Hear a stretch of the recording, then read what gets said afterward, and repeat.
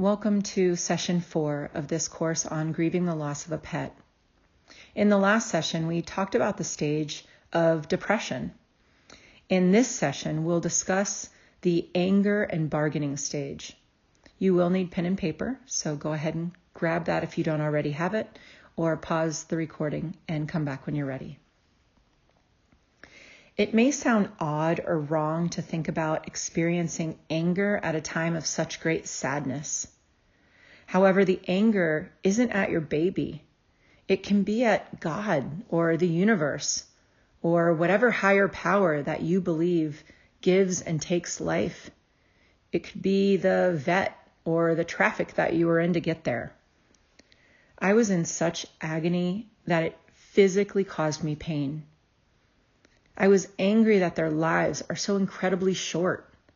I thought, why would God bring us this precious bond just to take it from us in what seems like a few years later? Just as with the guilt, we have to process through what we're feeling and why before we can come to any conclusion. After processing my anger, I realized the answer to this question. Their lives are so short because they are meant to be our earth angels, our guides, that come in and out of our life at different times and for different reasons.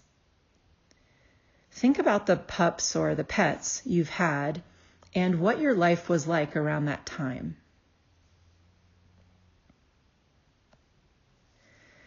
Now think about your pet's personality, their strengths and weaknesses, and how they may have helped you through this stage of your life. I had 2 babies who've crossed over the Rainbow Bridge, and the first one was when I was in college, and I had him through most of my 20s.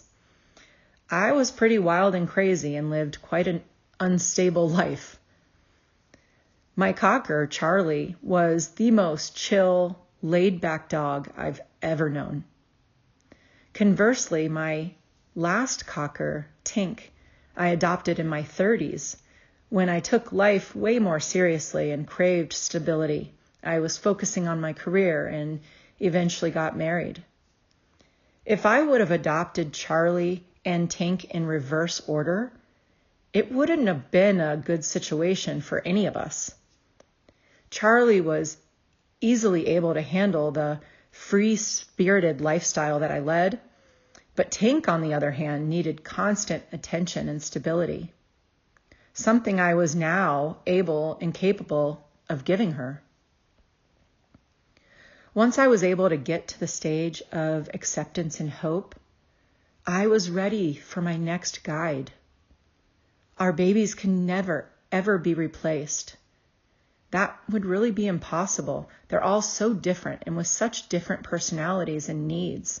So it's not at all about replacing them.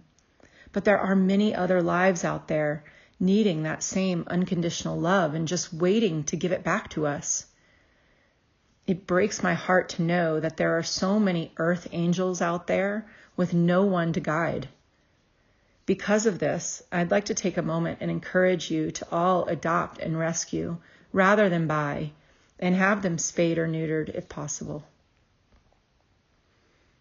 There's also the people who experience the loss of their loved one and swear to never love again. They never get another pet because they can't fathom having to go through the pain of that loss again. Although I understand and know this pain very well, it also tells me that they never went through the grieving process to get to a place of healing. If they had, they wouldn't be scared of the loss anymore. Instead, they would have an open heart to love and be loved again.